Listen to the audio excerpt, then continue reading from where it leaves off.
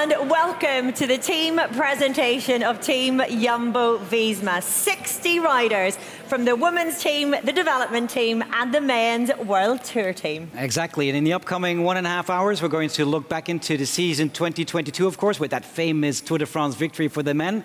We're going to look into 2023 and the ambitions, and we're going to meet the newcomers in the team as well. We are. Plenty of success in the women's team as well, of course. We're here at Move Amsterdam, which is a place to celebrate all things in motion. Here we have events, exhibitions and experiences which take us from the past to the present and into the future. How fitting. Yes, speaking about past and future, we're going to tell some stories with the pictures we have, or some riders or the management have chosen.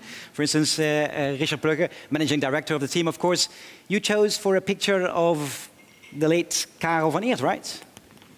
Yes, of course, because Karel passed away last week. Yeah. And Karel was a big inspiration for our team.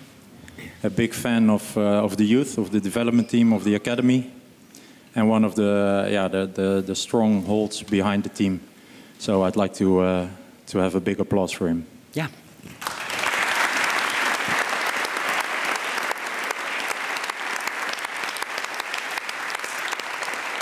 Of course, that is a big loss for the team. That's a big loss for the Netherlands probably as well, for the family. Because today, obviously, also is his funeral. And some riders are there, right? Yeah, some riders are there. And I was there yesterday night on the night wake or something like that.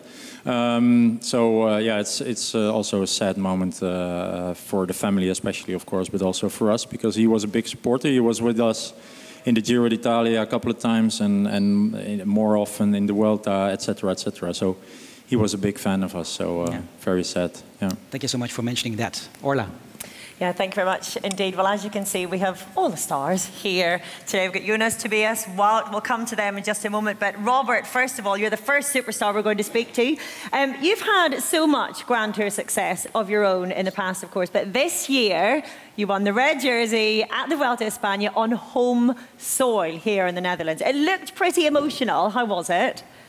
Yeah, it was about time, I think, to get into a leader's jersey in the Grand Tour once. No, it was a really nice experience, to be honest.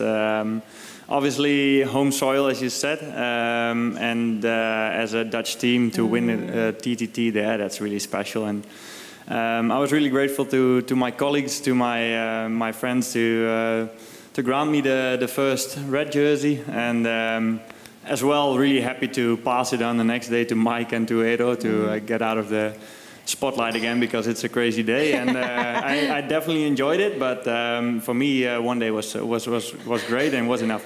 Yeah, well, it was wonderful to watch. Thank you, Robert. Sander, who have you got? Yes, speaking about jerseys, Koen Bouwman is here, winner of the blue jersey, the mountains jersey, of course, in the Giro d'Italia. But Jules van Emden, what is one of the founding fathers of the success? Would you call yourself a little bit like that, Jules van Emden? You're so long within this team, right?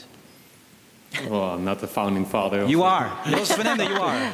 I'm the founding father of my sons, I think. But we believe that, of course. But if we speak about this success, right? The yellow jersey, the Tour de France. Obviously, you were not there in the team, but how did you follow that Tour de France and that victory? Well, of course, you follow it as much as possible, and when you start riding the bike when you're young, everyone imagines himself as a Tour de France winner, and many will experience soon that they won't win the yellow jersey, but then the next step is being part of a team that wins the Tour de France. And when this team started, that was something we aimed for, but it was far away. But with hard work, you achieve it. Could you ever have dreamed 10 years ago, when the team started, that you could be at this point of success, being the #1 team, winning the Tour de France?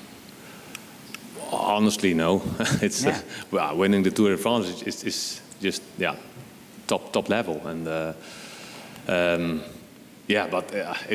I'm really proud and happy that I'm still here, know where we come from. And that you then, after so much hard work, you achieve it. And that's as a team member, as a fan, everything. It's awesome to experience that. Yeah, that makes you proud. Let's go to that Tour de France winner, maybe, Orla. Absolutely, Sander. As Jos said, every little boy in cycling, and now little girl, dreams of winning the Tour de France. This is the man who made it a reality this summer. Jonas Vingegaard, congratulations. Belated congratulations, I guess. You've gotten so used to it by now. We saw a picture a moment ago of the team celebrations on the Champs-Élysées, but one of my favourite pictures in all of sport really has to be this, when you had a quiet moment with your wife. What was happening in this picture? Where was this? Set the scene for us. Yeah, actually it was in Paris. I can't remember if it was before the podium or afterwards, but at least it was in Paris, and it was a really big relief for us that it finally has happened, and to share this with the women I love the most is just incredible for me. It does look like a picture of utter relief. Do you remember what was going through your mind at this stage, and I guess coming to terms with the fact that you had won the Tour de France? Yeah, I mean, of course, for me it's still really crazy to have won the Tour, and then looking back, it also brings back memories. It was incredible for all of us, for the whole team, for me and my wife. So yeah, it was really special for me. It was incredible for all of us watching as well. Thank you very much for an incredible summer. We'll speak about it in just a moment. Sander? Yes, these pictures are the memories of the great success the team had the last year, 2022 season. Let's see a bit more about that, the successful 2022 season.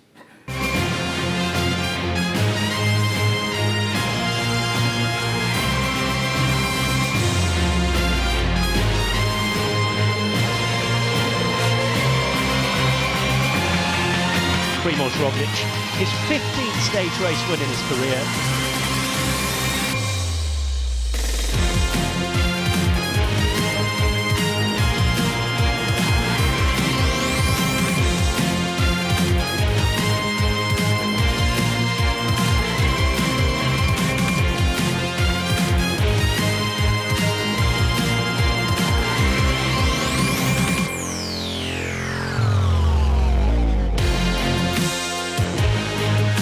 Stage wins. Wow! Wout wins again. Attack of Jonas Vingegaard. Ish rider. Jonas, the salt on yellow.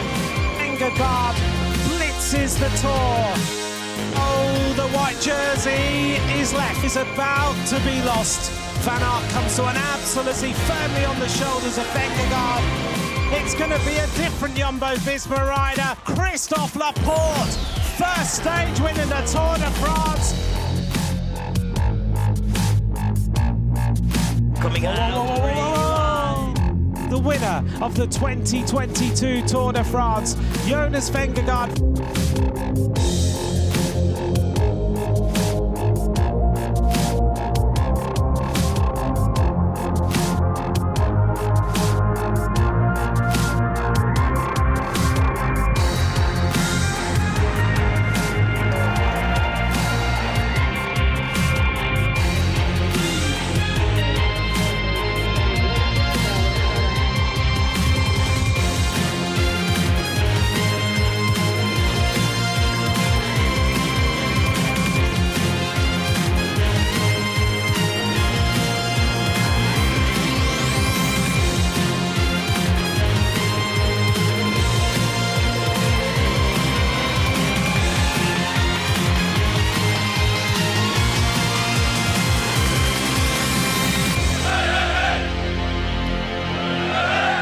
Wonderful pictures of that phenomenal 2022 season. I'm joined now by the manager, Richard Plugge, by my sidekick for the day, if I may say so, Marijn Zeeman.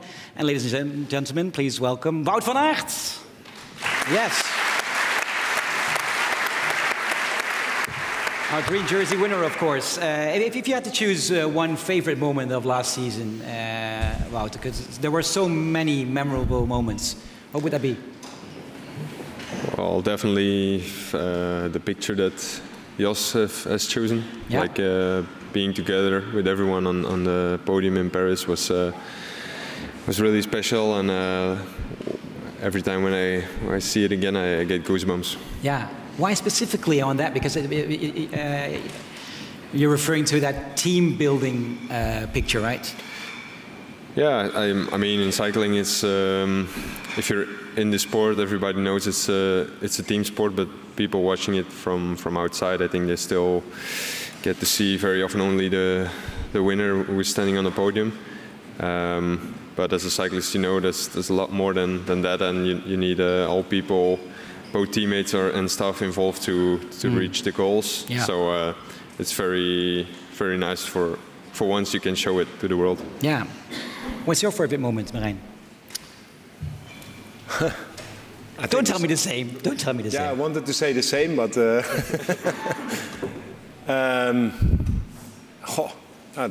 this question is a surprise. But then I would choose also a moment in the Tour. I think the stage to Haute-Kam, the whole plan. Executed by the whole team. Mm-hmm. Of course, we know the end that Wout was pulling on the last climb, but yeah, that was special. But now I remember even better one: Wout waiting for Jonas on the finish line on the TT. Yeah, like such phenomenal teamwork, but especially also that they were so happy for each other that. Yeah, that is very special to see that we build a team that the atmosphere is like that. Yeah, that makes us all very proud. What's yours, Richard? Whoa, I think the Col de Granon, the Galibier stage, because it's you know, it was in the end it was a plan built a year before, more or less, or half a year before, and. Yeah, that's where we, you know, many people congratulate me with the victory in the Tour de France. Yeah. But especially with the way how we did it. And for me, that's really what I'd like to achieve when I took over the team in 2013. Mm-hmm. You know, I wanted to give back the cycling sport to the fans, and that happened in that day. So, for me, that's really. A big achievement. Next to that it was crucial to win the Tour de France, but it was also you know, we made so many fans. We got so many extra fans from that moment onwards, and people loved cycling for it. It's the best Tour de France stage ever. Many people tell me, right? And that's really what I like. Yeah. Tell me a little bit. I mean, where you're coming from. It's 10 years ago. Team Blanco. Last Monday, during the award ceremony in the Netherlands of cycling show, you said we were the risée of the peloton. I mean, yeah. the smallest team, and now you're the number one team. We had, of course, some difficult years. You know, finding a new sponsor, being Blanco, finding Belkin. But then when Lotto and Jumbo came in, we finally got the chance together with Marijn and some other people, because now I'm forgetting people. We started to build on this team, and so it's a journey of 10 years, and winning the Tour de France is, of course, the ultimate goal. Like Jos said, you know, if you start cycling, you want to win the Tour de France once, and rather as a rider. But if you're not able, because there are other people better than me, and Jonas, then you try to do it as a team, and you know, it's the holy grail of cycling, and we got it. So, but that's easier said than done, right? I mean, what's the key to that success? That you're willing to ride for one another. I mean, this is you say it's a team sport, but it's also an individual sport, of course.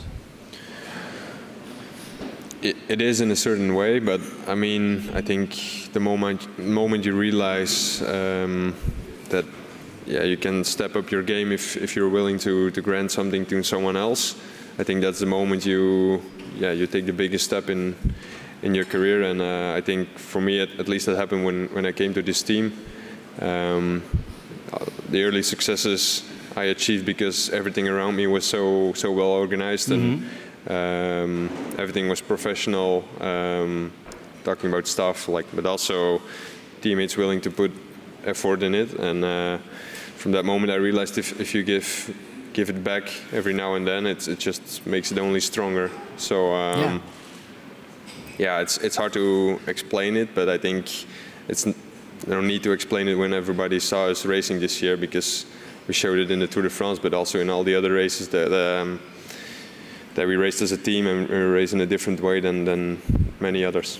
So how do you build that up? That team feeling, is that already during training camp you had last week, that everyone feels like one team, willing to work for one another? I mean, it looks obvious here, but with certain teams it's not that obvious, of course. No. Yeah, of course, a camp is always a good moment to sit down and to talk with each other. But I think our story is much bigger than only like do it once in a year on a camp. Yeah. It's much more like our total culture with the whole team. Last month we had a day with the whole team and discussing all these kind of things. And this is not something like that you build from one day to another. It's like what Richard said, this is a process of a long time, and I think we have a lot of people within our organization who are always on a positive way bringing critical feedback into the team. And I think the awareness of all the people in the organization in Jumbo-Visma, they are looking to these kind of things all the same. And it's actually a process of getting better every day, and also just a constant process of giving feedback to each other, making this culture stronger, and just like that it gets natural that we are building this every day, and committed to in the end to your individual ambitions, but more importantly the team ambitions and the awareness of everyone. Right. I think that's the most important. That's the basis for success. Absolutely, and that's actually getting stronger year by year, and that's also something what we want to build on the coming years. Right. How do you look back on the last season? I mean, obviously, if we see the yellow jersey over there, I mean, it can't get any better. Yes, it can. It can? How? Yeah, well, by winning the Giro, by winning the Vuelta as well. Your first question is how do I look back? Of course, we are incredibly proud on what we achieved. I think, for a Dutch team, it's 42 years ago that they won a yellow jersey. So for us, that feels really remarkable. And that's already the most important thing, ending as #1 in the world, the most wins, but also talent development in the women program, in the development program, the men program. So I think a lot of aspects, we are still improving. Yeah. And last year was, we are incredibly proud what we achieved, but we are also still hungry for the coming years. Right, that's good. Richard, we have that saying. Maybe I can add something, because it's not, this is yellow and green, but also the jersey in the middle. Also our business people, the marketing guys, and who worked on this jersey, this really cool jersey, which was a big success. Yeah. That's also part of the team, and I'm really proud of that. We won on the sportive side, but we also are able to really make everybody proud and happy on that side. Yeah. Speaking about that side, we have that saying that if you win, you have friends, right? Yes. So you have new partners you've been welcoming this winter for the next season or the next upcoming years. Tell us a little bit how that works and how that went. That must be easy now once you have the Tour de France winner. Yeah, very easy. Very easy, right? His job is easy. Yeah, we open the window and they come. Yeah, exactly. No, but tell me how that goes. Guys has a really easy job. Yeah, it's our commercial manager. We always want to be better. So we for example, with SRAM, we have a new collaboration, and we always look into improving, and that's what we were looking for, and that's what we found, particularly in them. Yeah. Right. We're going to talk about the ambitions of 2023 next year. Just a slight insight already. What are you looking forward to the most upcoming year?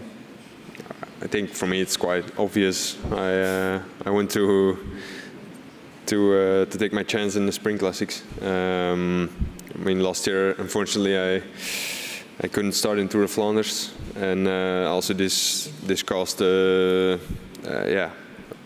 I think I still managed to do well in the Classics afterwards, but of course, when I had COVID, it's unlikely I had the same form as before. So I hope to stay healthy, get in the same shape, and our team got even stronger. So actually, I'm really eager and looking forward to racing the classics with with our team. With our team, with newcomers as well. We're going to talk about the Spring Classics as well. Thank you so much for the moment right now, Wout and Richard as well. Because if we talk about wins of the last season, we had some pretty surprising wins as well, didn't we have, Orla? Well, they were certainly thrilling, Sandra, that's for sure. I am with the world time trial champion, Tobias Foss, and the hero of the Giro, Koen Bouwman. Welcome to both of you. Tobias, we're going to start with you first of all, because we like to say on the outside that certain results in sport are a surprise, that they've been an upset, and that's how we framed your world title. How much of a surprise was it for you, though? I'm assuming you kind of knew you were capable of something like that. Not to be honest, actually. I was pretty sure of a top 5 that day. I came out of Canada with quite great shape, and it was really upgoing. And but even though I was confident about the top 5, I never thought about the podium even. So I think it was as big as a surprise for me as for all the rest. So when did you think to podium and beyond? Was it as you were riding or when you were sitting in the hot seat? I heard the last couple of cases that it was a ride about or for the podium because of the intermediate times, and but I never really believed it until I was in the hot seat and saw Koen and Remco passing the last time check.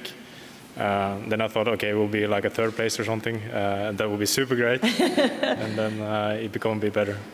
It was absolutely phenomenal. Let's remind ourselves, shall we, just how you took the world title. Here's Tobias's win. Tobias Foss underway. Fastest time now at the intermediate split. Tobias Foss, 20.52 seconds ahead of Magnus Sheffield. Tobias Foss of Norway, look at that. This is an all-out effort to the line. The world title goes to the Norwegian Tobias Foss. Wow, mind blown. Just amazing. Have you watched that back very much? Have you had the time to sit down and watch your win? No. I think it's just a lot to process in the first place. So to give myself more things to digest is it's just too much. It wasn't just winning, it was the way in which you did it. You were so consistent across the laps. You put out 413 watts on lap 1, 417 on lap 2. That's incredibly difficult to be able to do, isn't it? Yeah, I think that's also just summarized the whole day, that it was just really well prepared. We knew the course inside out, and the execution was just 100%. So it was just one of those days. So we say about this being a bit of a surprise, but one person who definitely believed in you, I'm not sure how much though, was your dad. He put €5 on you winning, and he made 500 euros in return, which is wonderful, but he could have made a lot of money if he'd gone just a little bit harder in his belief of his son, couldn't he? Yeah, that's for sure. So I guess that's a lesson learned. Does he regret maybe not putting a little bit more money down? I don't think he regrets. He shared the prize money for the money for my 2 sisters. So I think they are worse off than he is. Wonderful, congratulations. Koen, to you now and the Giro d'Italia. What a 3 weeks that was for you. 2 stage wins, the Mountains jersey. How would you sum up this year's Giro? For me, of course, very special. Never believed it, that I could do such a things. And of course, we went there with a way different plan with the team to go for a GC with either Sam, Tobias or Tom. But in the end, there came different opportunities for me, and I took them with both hands. How difficult is that to try to reconfigure the team ambitions in the middle of a race? Because as you say, you were going for the overall, really, the general classification. You were able to profit, I guess, from that and be able to take your opportunities. But as a team, is it difficult in the middle of all of that to reset ambitions? Maybe normally it is, but I think with the team we had over there, and for sure the team we have, actually it was not that difficult. We all kept morale, and yeah, like I said, we had different plans when we came there, but we still believe we could do there something special. And in the end, I was now the guy who took like 2 stage wins and iconic mountain jersey, I think, for the Netherlands. I'd asked Tobias if he's had a chance to watch back his win. Have you watched any of yours back? I did the first stage. Yeah. I watched it back, so yeah, it was some nice memories. Well, let's do that, shall we? Let's have a little look at one of Koen Bouwman's 2 stage wins from this year's Giro d'Italia.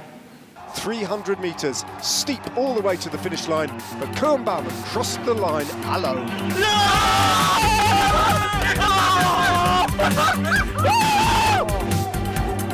Yes! Koen wins!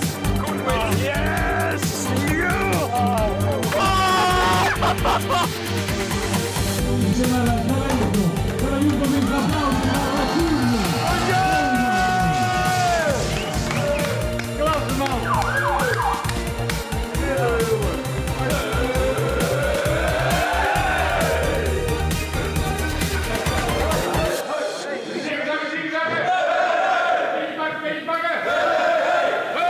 I love that. Such utter joy. Koen, whenever we talk about South Americans, for example, who are successful in mountains or win a mountains jersey, we like to talk about how many metres of altitude they were born at, however many thousand metres. You were born at what, 15 metres, I think? Actually, I don't know, maybe even minus, I don't know. You were the first ever Dutch rider to win the mountains jersey at the Giro d'Italia. That must make it incredibly special for you, does it? Yeah, it is. I think only 3 people did before in the Grand Tour, 3 Dutch cyclists. So yeah, to be the 4th one and the first one in the Giro, of course, is really special, and yeah, something I will never forget. Pretty special indeed. Gefeliciteerd. Thank you very much indeed to both of you. Sander, who have you got? Yes, no one less than the winner of Paris-Roubaix has joined us, and the runner-up in the Tour of Flanders. Ladies and gentlemen, let's welcome Dylan van Baarle.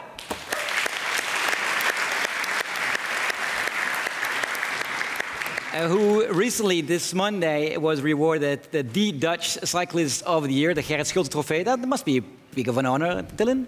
No, for sure, it's an honor to win a prize as the best Dutch cyclist. So, yeah, I'm very happy with the prize. So, welcome to the team. First of all, Marijn, this is an international team, of course, but it's a Dutch team.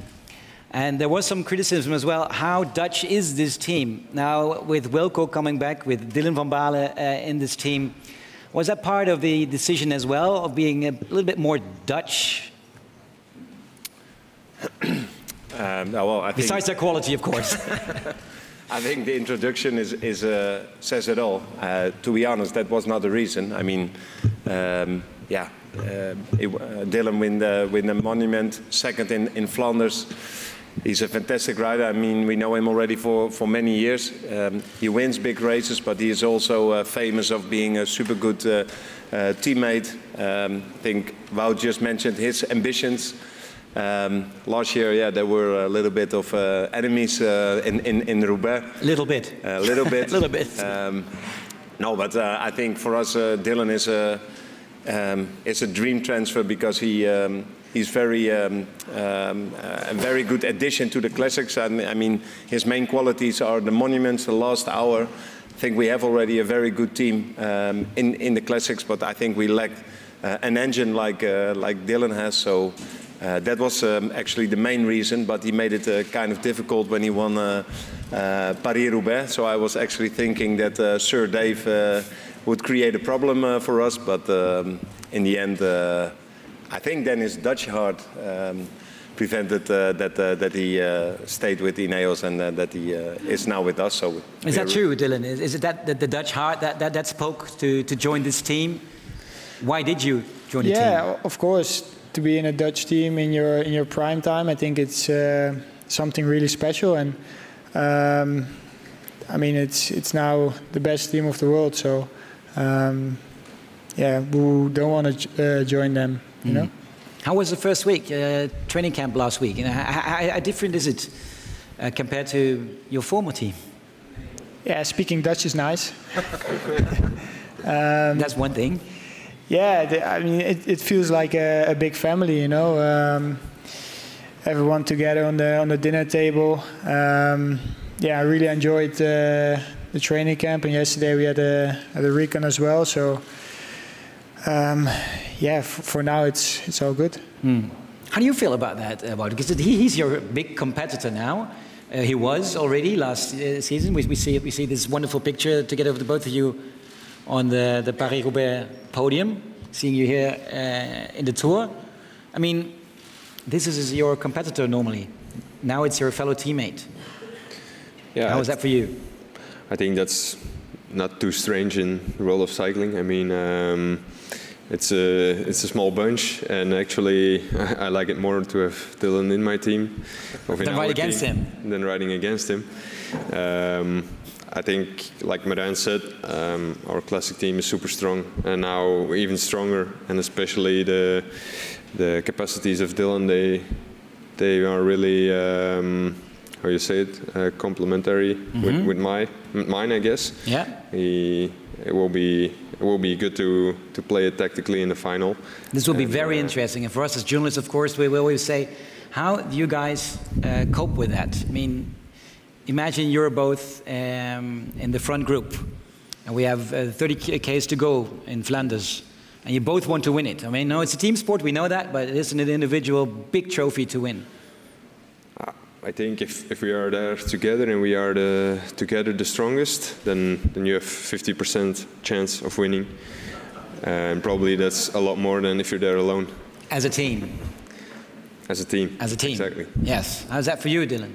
Yeah, the same. The same. I mean, yeah, it's obvious that we have to be there together in the final, and yeah, the good thing is now we're riding with each other instead of against each other. So I think we make each other more strong for the finals. How do you work on that, man?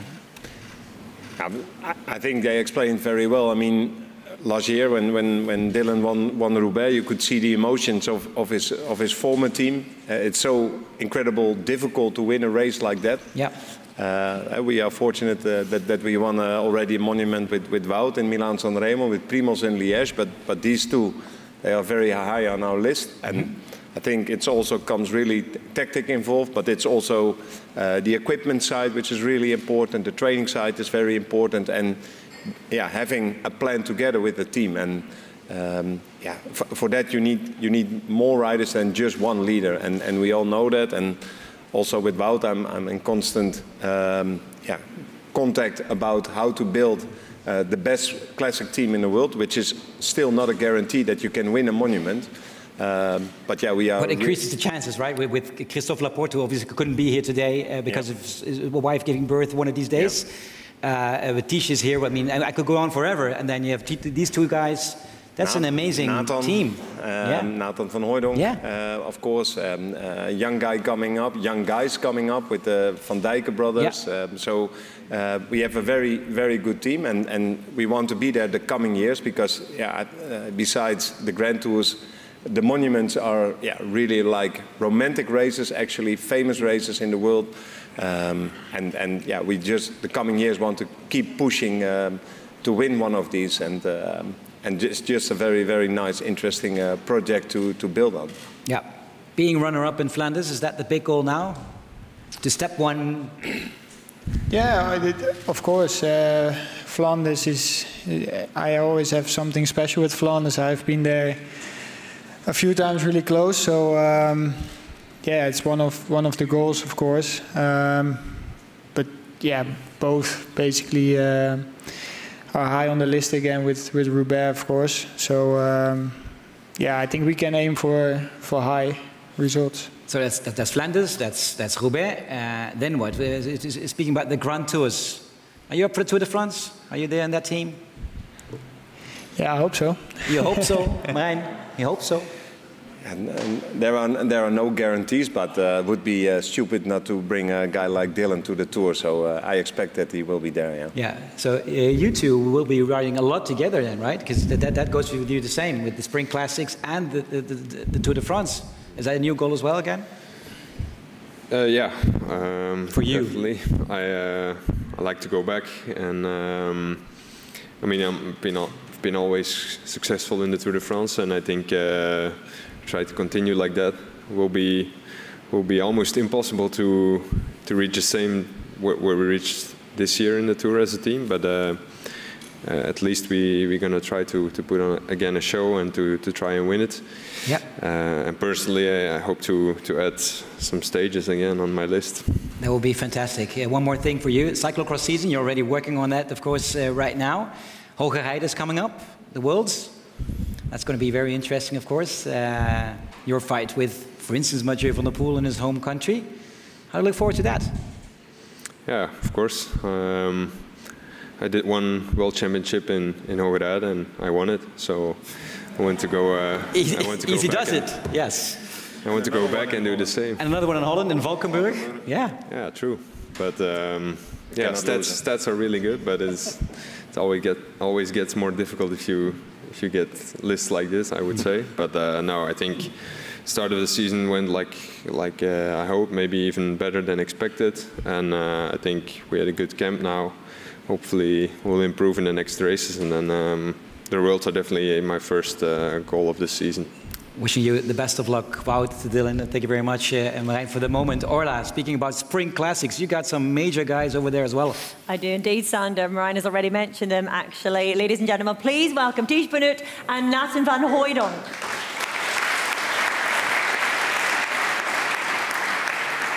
Now, Tiesj, what a Spring Classic season you had. 2 podiums, at Dwars of Vlaanderen and Amstel Gold. It was quite a success for you, really, wasn't it?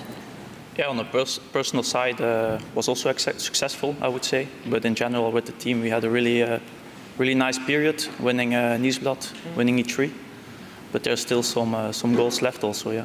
Okay, get us excited then. What are your personal goals that are left for 2023? What will you be targeting specifically?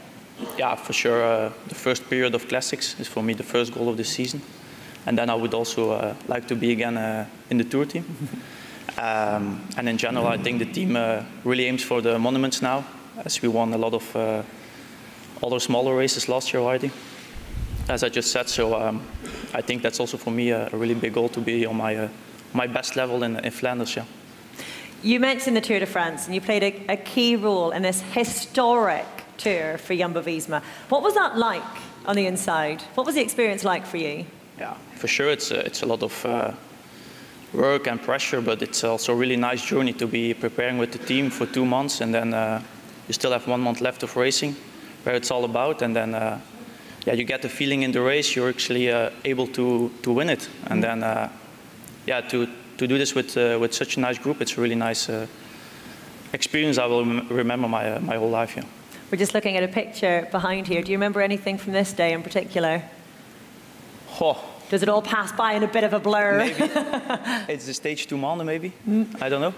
I'm not sure. Yeah, it was just one I'm day, leaving maybe. it to you. I had some nice days with Nathan pulling me. Yeah. He saved my ass a few times, so maybe also here. But yeah, just a really nice memory. Yeah. I want to ask as well, you had a crash not that long ago, so it's wonderful to see you up and here and fit and well. You also suffered COVID recently. I'm hoping all your bad luck for this winter is out of the way nice and early. How are you? Yeah, I hope the same actually, but actually I also feel really good now. I crashed hard at the beginning of August. I had a long period of revalidation, but now actually everything is going the right direction, and I think I will be ready to start in the opening weekend. Brilliant to hear. Love it. Good luck with it all. Nathan, Tiesj said that you pulled his backside across France an awful lot of the days during this year's Tour de France. Is that your memory? Not only. Not only his, everybody else's as well. No, it was a big pleasure riding with such a great group of guys, 3 weeks through France. And as Tiesj said, all the preparations we did before maybe they were not nicer, but they made the experience, I mean, probably even better. I've got to say, watching from the outside, this year's Tour de France in particular, and the highs and the lows of Jumbo-Visma absolutely shredded my nerves, and I was just watching it. I've no idea what it must have been like on the inside. What was it like? Yeah, it was nerve-wracking sometimes for sure, because we were under a lot of pressure. I think everybody expected us to perform, because on paper we had probably one of the strongest, if not the strongest team. But I think we coped with that very well. We had 2 super strong leaders, and then all the rest were super domestiques. So I think we never let the stress get out of hand, or the nerves. Everybody was always there to calm each other, and I think that was probably key. Absolutely remarkable what you all did together. It was a joy to watch. What about the classics then? You've been on the go since Omloop Het Nieuwsblad, so a long season already. We've been talking about the core of the classics group for next year with you two, with Christophe, with Wout, with Dylan. I mean, it's a strong old bunch heading into the spring of 2023, isn't it? Yeah, for sure. I think we strengthened our team a lot, but I think it can only be good. We make clear goals, and also clear communications within each other and or among each other, and then we for sure will be able to achieve great goals. And I think winning one of the monuments should be up there on the list, because I know these guys are capable of it. So yeah, I can't wait. Oh, I love it. I like you still all have ambitions to tick off. That gives us hope for the next year. Sander, who have you got? No one less than the man who came back to this team, Wilco Kelderman, and the winner of the Tour de France, ladies and gentlemen, Jonas Vingegaard.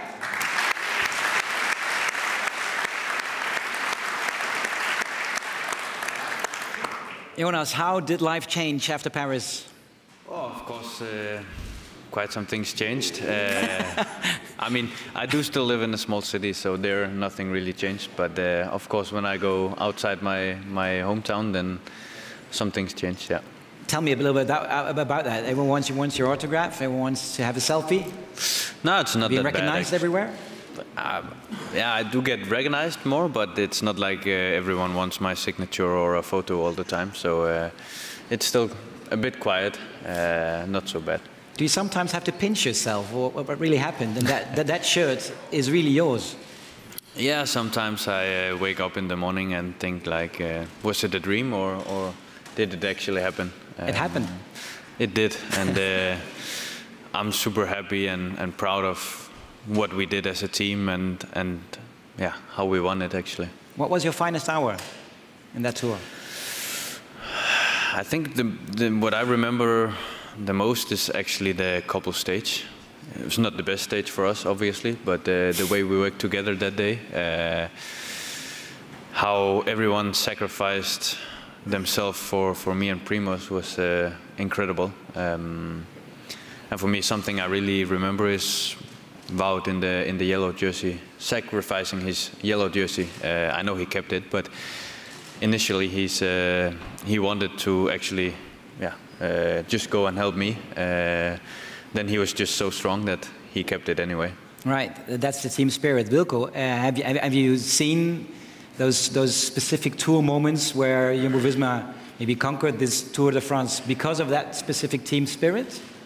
Yeah, for sure. I wasn't that time in America on altitude camp, but I could watch every morning, and it was great to see, like, the team spirit they have, how they fought for each other. It was really nice. Yes, and a very big example was, of course, the Granon stage, right, Marijn, where you really cracked the biggest opponent. Yep. Yeah, I think Richard mentioned it in the introduction.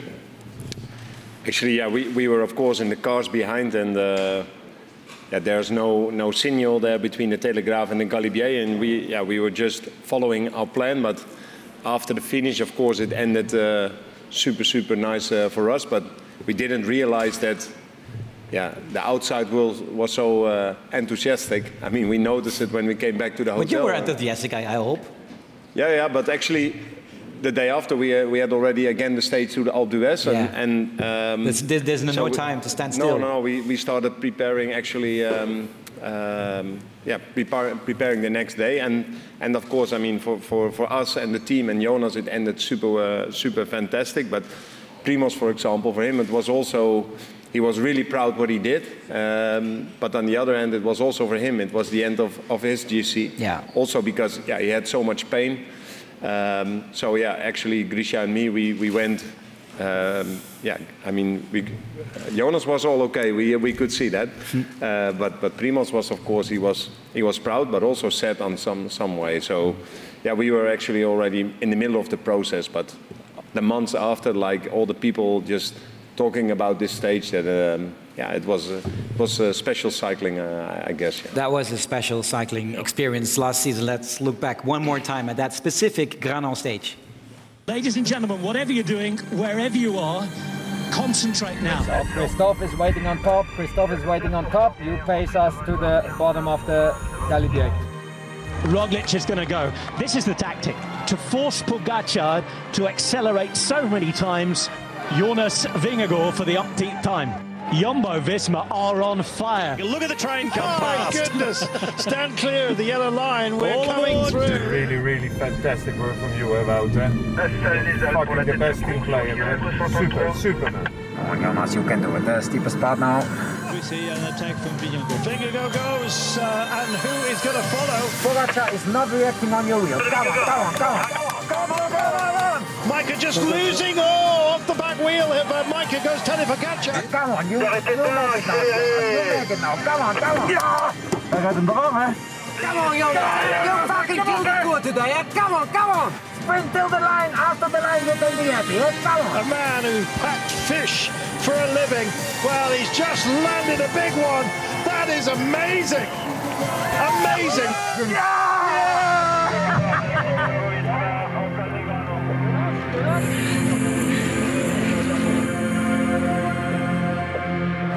You made this, huh? It's okay.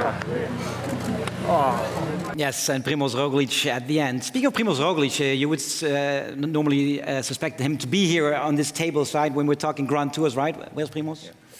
He has some unfortunate family circumstances. So yeah, yesterday we had to decide that he went back to his family in Slovenia. Okay. Having said that, Wilco, why did you come back to this team? I mean, does it feel a bit like homecoming? Yeah, for sure. It's like homecoming. I left here, I think, 6 years ago, but now I'm back.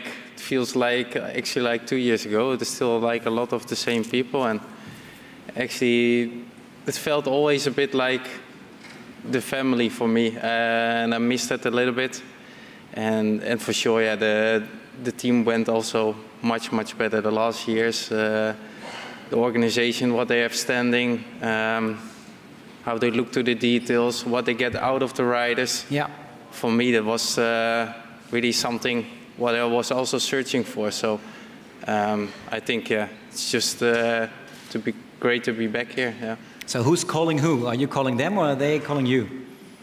I think we had certain years already some contacts, and actually always when I was out of contract we had some contact, and I think it was just the right moment. Marijn contacted me, and we had some good talks, and then started to a contract. So yeah. So what's your big goal then for next year? Yeah, I'm going to the Giro with Primož. We hope we can win this one. So I'm really looking forward to help Primož there, and yeah, to have a really good season. So there's our first news of the day. Maybe Primož is going for the Giro this time. Yep. Does that mean he does not go to the Tour de France? Yeah, correct. So this is the one leader for the Tour de France. Primož is going for the Giro d'Italia. Yeah. So how did you decide that? I mean, how does that go? Oh, that's a really long process, actually. Try to keep it short. We have time, right? Yes. No, but I think that's a process of a lot of things, big and long talks, evaluations after the season. All the coaches involved, performance coaches, race coaches. We discuss a lot. We evaluate all our result goals, all our process goals, and then we start brainstorming about 2023 in this case, the strategies, the preparations, but also in the meantime we have a lot of individual talks with Jonas, with Wilco, with Primož, with Wout. Having said that, Marijn, yes, come to the point. Well, actually, that is the point. Oh. And then we look to the qualities of our team. And in this case, yeah, we really believe also with the parcours we have in the Giro that it suits Primož really well. We have also unfinished business with the Giro. Sure. In 2019, Primož ended up the podium, and he said already that he wanted to go back there one day. And I think this is the right year to do so. Also, Jonas will start with #1 in the Tour. I think somehow it's also an obligation to defend your title, and that's also what we want to do. And I think we have a big luxury with 2 fantastic leaders, with 2 fantastic Grand Tours. So in this case, we can make a very strong team around Primoz in the Giro. I mean, Wilco is, of course, if you can say that you have Wilco along your side, then you can be very confident. Of course, the same counts for the Tour de France team along Jonas. So that's the end of a long process with a lot of people involved, but we all believe in this, and we are very, very motivated to do it like this. But last Tour, everyone said this is a team victory, and then you had 2 captains, right, with Jonas and with Primoz. Yep. Now you're going, if I may say so, with 1 captain. That's a difference in tactics. The tactics in which you've won your biggest win in history. Absolutely. And never change a winning tactic normally. But I don't say that we're going to change the tactic. We only change one rider. Not just one simple rider, right? No, I mean, it's Primoz Roglic. A fantastic rider, but still the team there is I think we will follow the same strategy, the same tactic. Yeah. With some surprises in probably, but no, that doesn't change it. And I think in the evaluations, of course, this was also part of our talks. Okay. And yes, a Tour de France team with Primoz and Jonas, it's a stronger team. That's also clear. But we are very confident that we can win it like how we want to do it now. And if we and actually we have the same ambition for the Giro, and that's for us. A very, very important goal as well. Yeah. So that's actually, that was the conclusion of. You want it all. You want the Giro, you want the Tour, and we're not even talking about the Vuelta, but you want that as well, probably. Who knows? Who knows? Jonas, how is that for you, riding the Tour this time without Primoz? And does that bring on the pressure even more now? Yeah, I mean, I was happy this year having Primoz by my side, and my wish was to go back to the Tour de France to defend my title. Of course, #1. Yeah, I'm happy that I can go back, and we'll try to go for one more. Will it be easier, do you think, because you've won it one more time, you know what it is like to win it, or is it now harder because everyone knows, watch this guy, because he's capable of something? I mean, it's of course different going to the Tour now than it was this year. And somehow there's more pressure, but also less pressure because now we did it. And if I shouldn't win it anymore in my career, I can still sit down and be super happy and proud of what I've done. Yes. One last thing before I go to Ola Wilco. You know this team from the past. You came back now, and Ola is going to talk about newcomers. What's the best thing you should know about this team when you come and enter this team? Is there something specific you need to know? I think it's like what I said. It feels like a family. Like everyone is really like going with each other, talking really easy. The atmosphere is really relaxed, and everyone is working like really precise, and also like it's really performance driven. So everyone is working with the same on the same kind of level, and you feel it in the whole team, also with the coaches and the staff, the details. It's actually like how they work. It's the best from the best. The best from the best. Very good. Wishing you all the best in the Giro, and you, of course, in the Tour de France, winning it again. Who knows? Thank you very much for the moment. Let's meet those new family members, won't we, Orla? Yes, let's, Sander. Let's give a huge, warm Jumbo-Visma welcome to Jan Tratnik, Attila Valter, and Tom Gloag, everybody.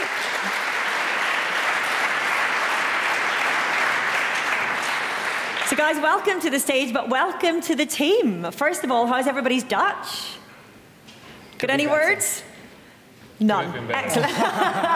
My word of advice, learn a little bit of Dutch so you know when they're talking about you. That's all you need to know. Jan, first of all, welcome to Jumbo-Visma, if I may be so bold as to say that. What's your first impression of the team? It was really warm welcome, and I feel already after 10 days of training camp super excited for the new season. And can't wait that first races begin. Wonderful. So what was it about Jumbo-Visma then that attracted you? What did you want to come here for?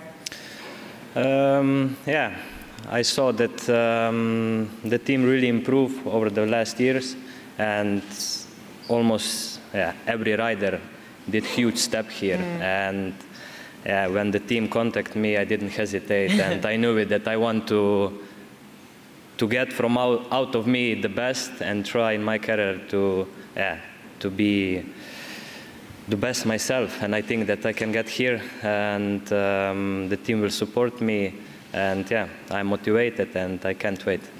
So how did they pitch themselves to you then? What did they say they wanted to offer you at Jumbo-Visma? What's your role going to be essentially? Yeah, for sure. I will be the mainly domestic for the guys, and I think here I'm the best.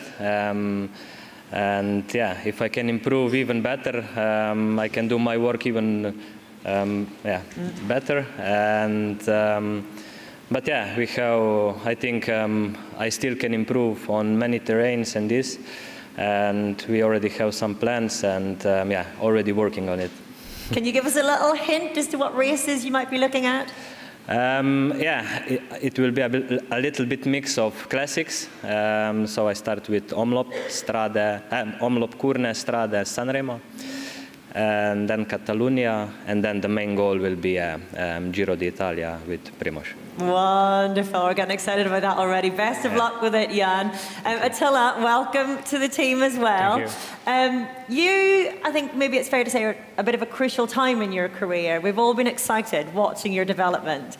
Why Jumbo-Visma to be able to realise that potential? What is it about this team in particular that you thought you could find a home here?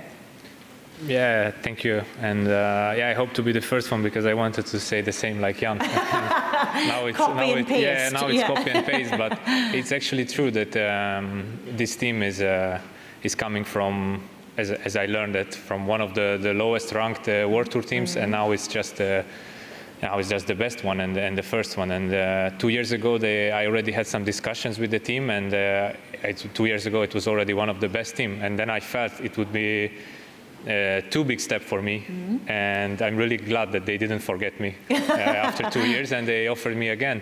And now I felt like, it's a perfect time for me, because I also, as you said, it's a crucial time. I want to find out if I can be also winning big races, and maybe with many guys like Primoz and Jonas, I will have sometimes less chance, and I will have to help them, but I can maybe find some place where I have more chance. But if these guys are always stronger than me, then it's not much really to do about it. So I want to be the best out of me. And when I had the first talk, they were so open. And like Wilco said, it's really a family. And it's not just how you go for other teams and you say, it's a nice team and it's a nice family. But after 10 days, I think the new guys, we already feel that it's how they have this in the Blanco course, they really try to follow it. And for me, it's a big surprise. So I'm really glad that I can join this team.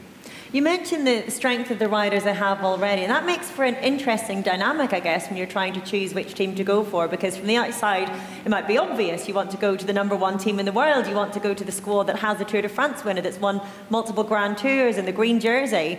But finding your place in that team then becomes a challenge. So what are you hoping to give to the team, or what are you hoping to learn from them as well? Actually, it's Jumbo-Visma now is the team where you don't have to check the pro cycling stats to know all the teammates. I can basically tell all the 30 without even thinking, and this makes the team really, really, it's super hard to get the selection, for example, the Tour de France. And as Robert said in the start, every rider wants to start the Tour de France, but only 8 can start. So this is maybe the hardest team to do that, but it's also the best team to improve there, and when you finally get that level, then you are, I think from this 8 from Jumbo-Visma, basically anyone can win a stage there or do some really good stuff there. So I also wish that one day I will be in these 8 riders, and I couldn't choose, I think, now a better place for this. Yeah, that high bar just makes you aim all the higher as well, doesn't it? Tom, which brings me to you, also at a really interesting time in your career. What is it about Jumbo-Visma that you're hoping to learn, essentially? Because I guess that's where we are at this stage in your career, the development, the learning? What is it that Jumbo-Visma can offer you in that respect? Yeah, it's a good question, and I wish I had just one thing to learn, but the answer is probably everything, you know, like the last 10 days, as these guys are talking about, we were on training camp, and it gives me a great chance to watch the more experienced riders in the team and how they operate, and yeah, it gives me a really good idea of what I need to improve, which is a lot of things, and it's a really nice environment to be able to do that because you have so many resources available to be able to improve your strength and conditioning, your aerobic power, whatever it is, and race tactics. So yeah, it's a really nice group to be able to work with. When you say you've got a lot to learn, but you did win a stage of the Tour de l'Avenir, which is a pretty good barometer as to talent and career projection. That must be very exciting for you, I guess, to be joining the #1 team in the world at this stage in your career, is it? It's incredibly exciting, and it's quite hard to put into words. The guys have been doing a great job of it, of why it's such a special environment here, and the videos up on the screen I think really speak better than anyone almost can, you know, about it. Everyone can sit here and say, family, this, that, and the other, but really, like, guys giving it all for other people, and you see the happiness when, you know, Jonas crosses the line first, and all the other guys are there with him, you know, and that's such a special environment, and one that I'm really looking forward to getting involved with. Yeah, you're right. From the outside, you can tell it's a team that walks the walk and doesn't just talk the talk.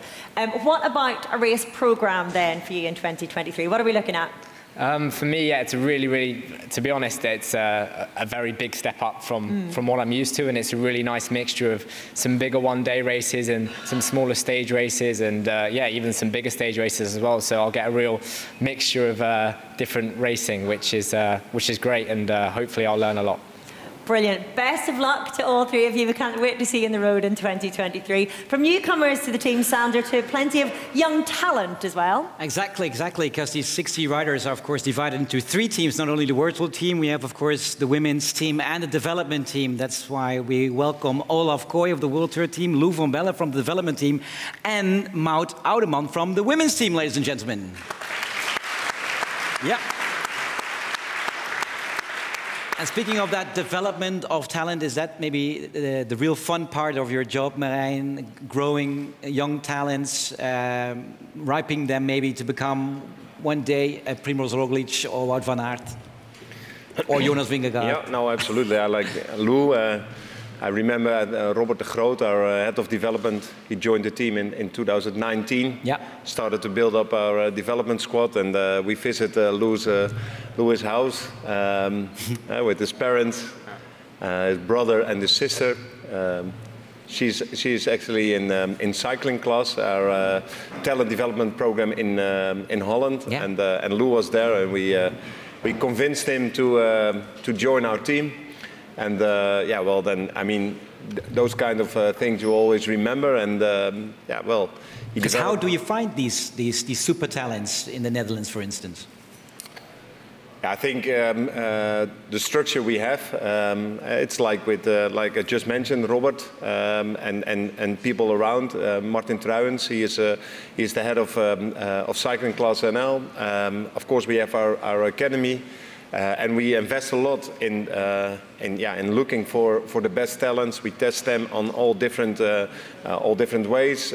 Personality-wise, we really try to find the boys and girls who can develop into a senior, successful athletes. But it's still a very, very difficult job. There's no holy grail, but more and more we get more and more experience, and it's just super nice that we have such a. Now we're working on the long term. And that we can give talents a lot of time to develop. And then there's one moment like Lou, he was 17, but I also remember Olaf with his father. I mean, he's just as stable as Olaf. But I remember how they were, like the young guys there in the group.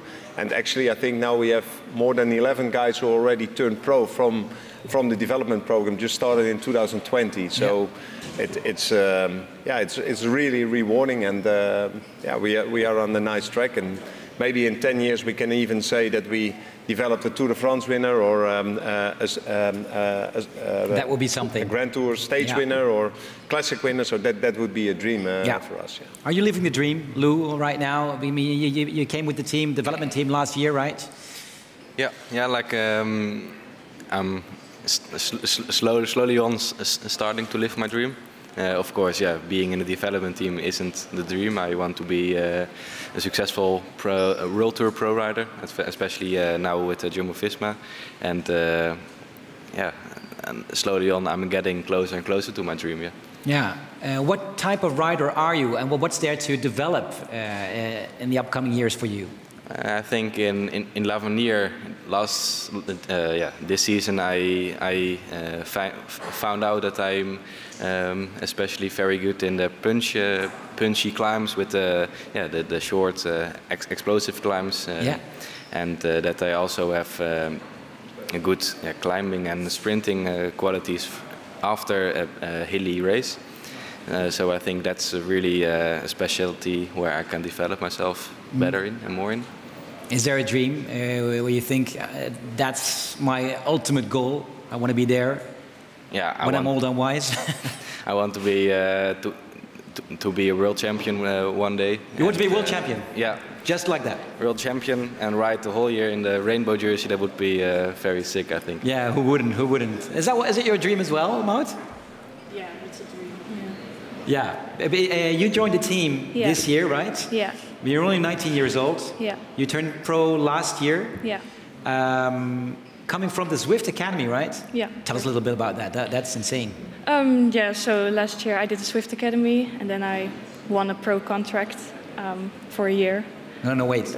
You had 150,000 competitors, right? Yeah, that's true. Yeah, that's true. Yeah. You should be proud of that. That's something phenomenal. Mm-hmm. And then what? Yeah, and then I turned pro in the World Tour. Just like that?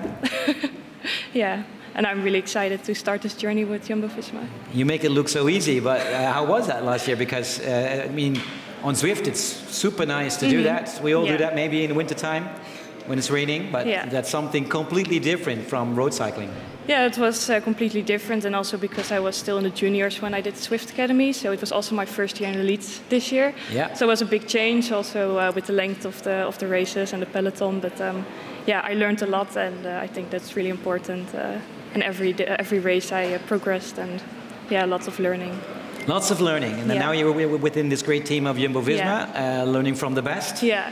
What is there to learn from, for instance, Marianne Vos as a team captain? What's there to learn from her? What's not to learn, maybe? Yeah, like we just finished our first team camp, and I already learned a lot of things, not only in training but also around the training, like more on the maybe on the lifestyle kind of side. It's really nice to be in this team with so many experienced riders, and I feel really welcome. So it's really really special. Yeah. How does that work? The development of someone young like Maud, for instance, only 19 years old, first year with the team. 2 years ago, she was only a Zwift rider. Yeah. A bit more than that, of course, Maud, but still, yeah. No, I think it mainly takes a good structure, so that young talents, they get the good guidance, the expertise within the team, but also the time to develop.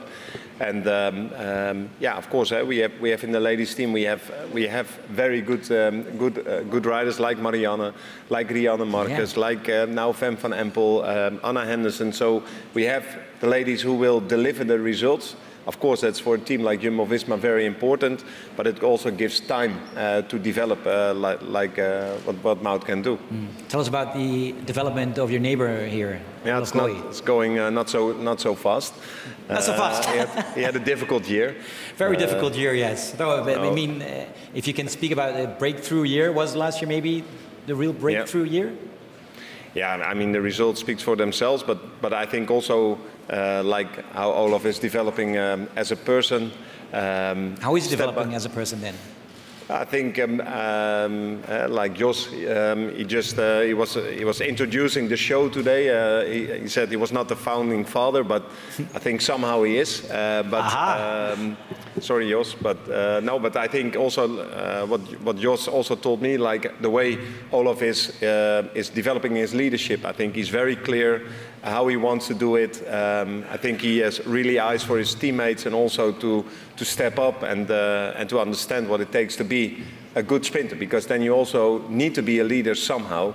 And that's, of course, like when you're 21 years old, it's not so easy, but Olaf is doing really well. No, that's a big compliment there over here from the big chief, Olaf. How was your year? You must be satisfied. Yeah, sure. It was a great year. I mean, the end of 21, I started to feel that I was getting to a level where I could win at that point smaller pro races, and after Dylan Groenewegen left, I knew there would be a lot of chances for me this year, and you took them. Yeah, exactly. Then it's up to me to try and take them, and luckily I was able to step up and take some really nice victories. For instance, Sparkassen Dio or the ZLM Tour, where you really were very, very strong. Let's have a look.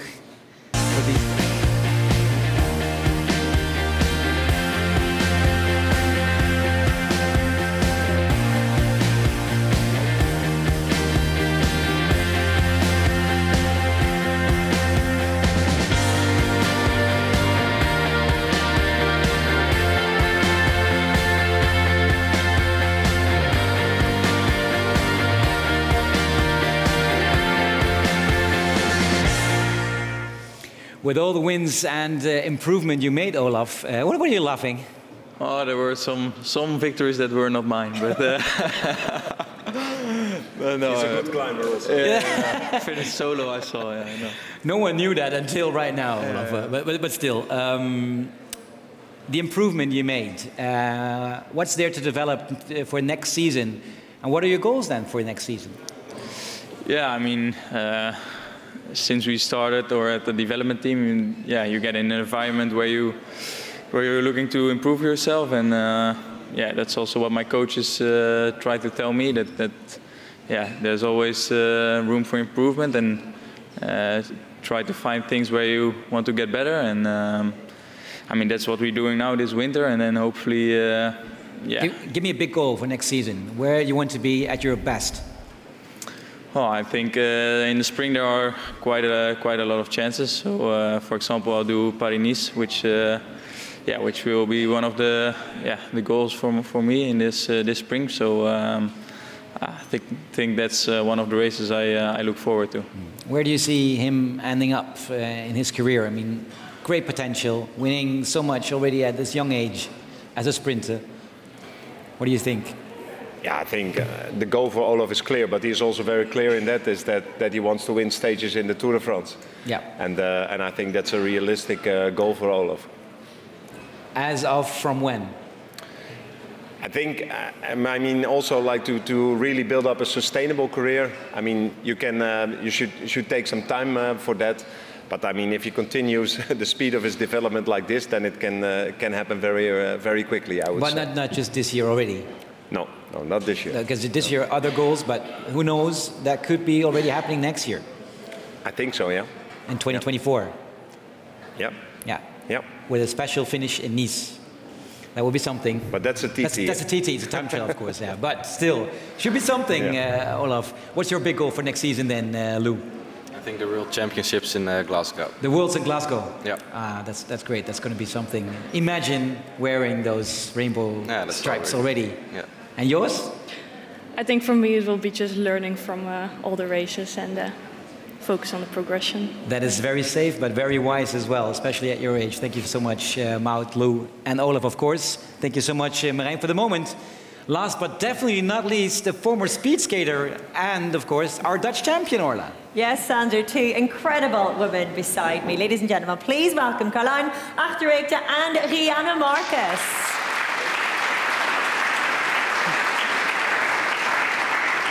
Caroline, I'm going to come to you first of all. You absolutely fascinate me. You've made it to the very top level of another sport already. Olympic champion, no less, in 3,000 metre speed skating. Why do you want to be a cyclist? Why don't you just sit down and have some Doritos and relax for a bit?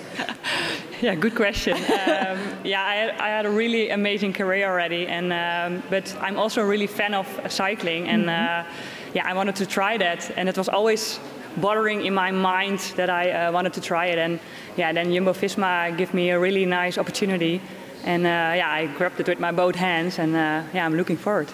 Because it's so different as a sport, isn't it? Are there any similarities?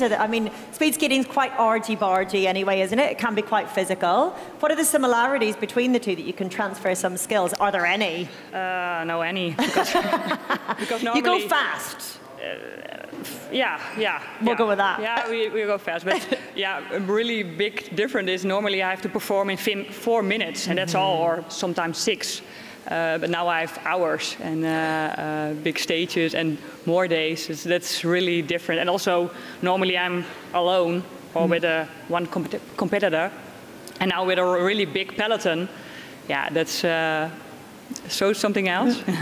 There is a mentality, though, isn't there, that comes with achieving at the very top level of sport when it comes to your approach to training, to nutrition, to discipline, to performing on the biggest stages when it comes to race day. I guess that's something that you have within you that's been trained within you for years. Yeah, I did so many, I think 12 years on high level, and to be focusing and to be ready for the right races, I'm pretty good in it because, I did it. And also with eating and living for, a professional life. And it's in my mind, it's really easy to get that. Just that kind of things, that's where, it's easy for me. But I have to learn a lot still. Well, you say about learning and I guess positioning in the peloton, just being in the peloton is a big thing. But you've been thrown straight into it. You've been at the Tour de Suisse, the Tour of Scandinavia, Serra Challenge by La Vuelta. These are not small races. You've not taken an easy route into professional cycling, have you? No. They throw me. But I like that because then you learn really fast, and you have to, because otherwise you're hanging on the peloton, and then, that's not fun. But that's also really nice in cycling. You're not alone. You have your teammates, and they can help you to come in the front. And that's also what I really like, and the girls help me already a lot. Yeah. I mean, you skated already for Jumbo-Visma, so I guess it's just crossing over to a different branch of the family. But what has it been like compared to your expectation? When you thought, I want to be a professional cyclist, how does this live up to the dream? Different also is the skaters are not roof, but they are really like sometimes like big mounts. And I like in the cycling, you really need each other. And not that the skater's not kind, but it's way different. And I like the way to work with the girls and with the team. It feels more, for me, it feels more relaxed. Yeah. Rihanna, does Caroline coming into the team add something extra? Because I guess so many cyclists grow up with it and you come through the ranks because that's what you've always done. But to have a professional from another sport come in and add her expertise and her outside view of the sport must be quite interesting, if nothing else. Yeah, it is. And I mean, Caroline has a lot of experience. It's good because we have some young girls in the team and she can teach them like what's the lifestyle like someone needs to have in the sport. It's really nice to have her in the team, and we try to teach her a bit about racing on the bike, so we will have a good season together. Yeah, I mean, she's got good teachers, let's be honest. The new Dutch national champion, not so new anymore though, I should say. What's that been like to be on the top step of this podium in particular, Rihanna? Yeah, that was insane. Yeah, that was such a special day for me. To be a national champion in the Netherlands with this level in women racing is kind of similar maybe to be a world champion. So it was quite a cool day to win there. Because this is the thing, everybody outside of Dutch women's cycling asks the same question, how are they so good? So to be able to win against the very best riders in the world, it's not like winning another national championship, is it? It's so much more. And look at the distance you won by, it's incredible. Yeah. This is actually the best picture because to win in that national kit was quite awesome. So, yeah. Incredible. Now, it's been a huge year all around. We've had the first ever Tour de France Femme as well. An incredible year for Jumbo-Visma in that race. You finished 12th as well. Yeah. What was the race like to race? Yeah, it was very special. On forehand, we had no clue actually what it's going to look like. I mean, yeah, of course, the Tour for the guys is the biggest race in the world, but what was it going to look like for us? We did La Course, of course, a couple of times, but it was only a one-day race. And yeah, what happened this year was quite insane for women's cycling, and we really enjoyed. It was quite special as well to be in a yellow jersey a couple of days with Marianne. We really fought for that, and yeah, it was really special to bring the green jersey home. Yeah, it was a very special moment for women's cycling. Yeah. This seems almost a silly question, really, but were you surprised by how big the Tour de France Femme was? Because I think all of us were waiting to see just how much it would catch on, how much it would ignite public passion. Yeah. And certainly I was really pleasantly surprised by how overwhelmingly huge it felt. Did it feel like that's on the inside? Yeah, the same. Yeah, of course. I never had so many interviews like in the Tour. I never saw so many people along the side of the road like in the Tour. Yeah, actually, everything was quite insane and more like normal. So it was quite a heavy week actually, but we really enjoyed. Yeah. The way it should be. Let's hope it continues and it grows even more. What about next year then, 2023? What are your own personal ambitions and races that you're going to be targeting? Well, the races I look the most forward to are the time trials, furthermore, I hope to do some nice GCs in, hopefully one of the Grand Tours as well. So. Nice to have a time trial in the Tour de France Femme, then, isn't it? I know, it's a day I probably look forward to the most, yeah. Excellent. Well, best of luck to both of you for the year ahead. It's been a pleasure to watch you both so far. We have been talking, of course, about an awful lot of success within Team Jumbo-Visma at the men's Tour de France. But as Rihanna just mentioned, there's also been huge success in the inaugural Tour de France Femme with the rider who has now worn that yellow jersey more than anybody in history. A whole 5 days, of course. We can welcome via the power of technology, I hope, Marianne Vos. Marianne, are you with us? Hello. Where are you? I think so. Good afternoon. You are. You're here. You're with us. Thank you very much. You're not physically with us here in Amsterdam, so tell us exactly where you are and why. Well, this wall behind me doesn't tell a lot, but I'm in Tenerife at altitude camp at the moment. And how's that going? Have you been out training today, I'm guessing? Yeah. It was quite a hard and intense training today. It was, to satisfaction. So I'm happy to make it in time and to make it to the team presentation as well. Well, before we look ahead, or look back rather, on your incredible season, let's look ahead briefly to this winter, what you're training for right now. What have you got coming up with your race program? Well, I'm obviously in the middle of the cyclocross season and working towards the next goals. My first race back will be Kokzijde on the 5th of January and then Zonhoven on the 8th of January, working towards the Dutch and World Championships, both in the Netherlands. So, some beautiful and big races coming up. Marianne, do you ever take a break? Are you going to allow yourself some chocolate or something over Christmas? Yeah, definitely. Well, a little bit then. Yeah, not too much. It's always good to keep a balance. Absolutely. Let's look back on 2022 then, because it was an historic year for you in so many ways. I barely even know where to start, from your 8th world title in cyclocross to, of course, those 5 stage wins at the Tour de France Femme. What was your highlight of the year? Is it possible to pick one even? Well, with such a year, it's difficult to pick a victory. Of course, it was great to take the world title in Fayetteville at the start of the year, of course, good memories of that. But then, during the road season and. As Rihanna already told, the Tour de France was beyond expectation for women's cycling, for the whole bunch. and also for the team. So it was really cool to be there and to be able to perform at our highest level, and to be there with the team and fight for yellow and in the end for green was fantastic.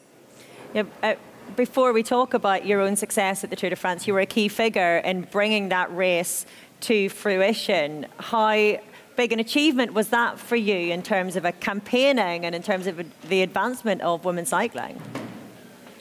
Well, it was of course fantastic to be able to be at the start of the Tour de France already. That was win number 1, and of course we had La Course before, and I think that was step 1. It was great that the ASO started with that, and then this year to have the real Grand Tour with an 8-day stage race where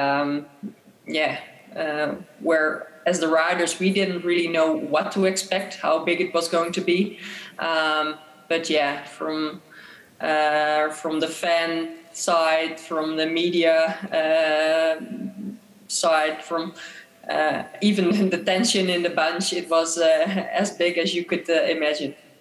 Well, Marianne, it's not often as fans of the sport that we get to see our own dreams come true, but it felt absolutely right and fitting to see you in that yellow jersey at the Tour de France Femme, and anything else would have felt completely unjust. 5 stages in the yellow jersey, and as you say, winning the inaugural green jersey. What about next year? I mean, I hesitate to ask you what ambitions you could possibly have with everything that you've achieved, but what are you looking forward to next year?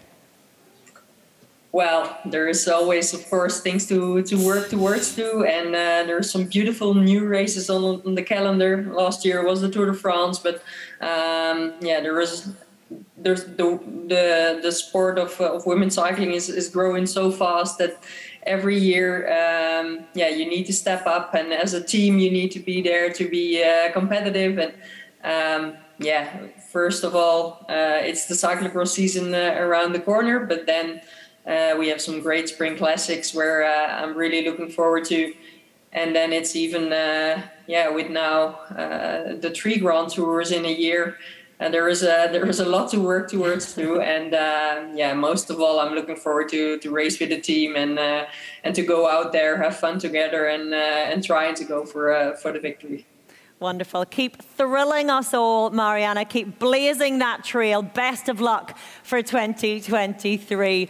Sander, it's going to be a huge year ahead, isn't it? It's going to be a huge year ahead, that's true. And it's going to be huge on this podium as well, because we are going to present almost 60 riders from the 3 teams of Jumbo-Visma.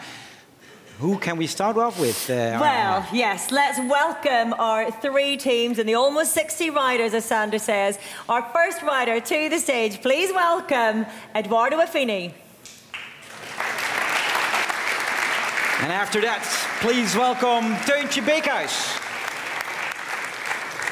Ladies and gentlemen, Owen Gelijn. Excellent pronunciation, Orla. What about Nathan van Hooydonk? I'll mess it up eventually. Anyway, next to the stage, Kim Krantzhoff. And keep clapping, ladies and gentlemen, because here's our former Dutch champion, Timo Roze. And next up, we have Carlijn Swinkels. And new in the development team coming from Cycling Class NL, as mentioned, Menno Huizing. Please put your hands together for Mick van Dijken. And hands up, ladies and gentlemen, for Tijmen Graat. We've seen her already on the stage today. Please welcome back Maud Oudeman. And this is Jesse Kramer. And next up, we have Tosh van der Sande. Yes, keep clapping, ladies and gentlemen. We got 60 riders, so here we come. Let's go for Tim van Dijken. We're going to have sore hands by the end of this. Next, we have Linda Riedman. And please welcome Morten Nortoft. The next 3 riders are new in the men's World Tour team. Yes, we've already seen him with this wonderful accent, Jan Trotnik. Another rider we're welcoming back today, Attila Valter. We will be hearing a lot from Tom Gloak. And next up, Nienke Veenhoven. And I guess he's where you're coming from, Archie Ryan. Flying the Irish flag is what we like to see. Next, Eva van Acht. And please welcome Darren van Beckham. Ladies and gentlemen, Milan Vader. So good to see him back in the peloton as well. Let's welcome Sam Omen. Next to the stage, it's Amber Krak. And please welcome Dario Belletta. And next we have Leonard Hofstede. And of course, with Visma, we have Norwegian riders. 3 Norwegians, to be honest. We do indeed, and one we've seen already, of course, today, Tobias Foss. Let's welcome Per Strand Hagenes. And next, Johannes Staune Mittet. And please welcome once more Tish Benoot. This rider needs no introduction, Sepp Kuss. Let's welcome on stage Rosita Reinout. And next up we have Pietro Matteo. Yes, we're far behind the schedule, but we're going through with this Noemi Rugg. Yeah, I hope you stay with us. These are riders who are worth seeing. Next up is Lars Boven. And these two guys, they have a long history within the team, Orla. Yeah, whether he likes it or not, he's a founding father, Jos van Emden. Yes. And please welcome Robert Geesink. And next, please give a huge welcome to Anna Henderson. And he was so good in the Giro last year, Gijs Leemreizen. She's had a very swift costume change as Caroline Achterreekte. And please welcome Michel Hesman. Next up, we have Alexander van Petegem. And next is Corinne Labecki. And we welcome back once again Lou van Belle. Yes, some whistles as well. Please welcome Olaf Kooi. And we welcome back to the stage again today, Rihanna Marcus. And he's back within the family, going to the Giro, Wilco Kelderman. Adding enormous strength to this team, Dylan van Baarle. And our hero of the Giro, Koen Bouwman. And of course we have the yellow and the green jerseys of this year's Tour de France, no less. Big applause for Jonas Vingegaard. And a huge round of applause, please, for Wout van Aert.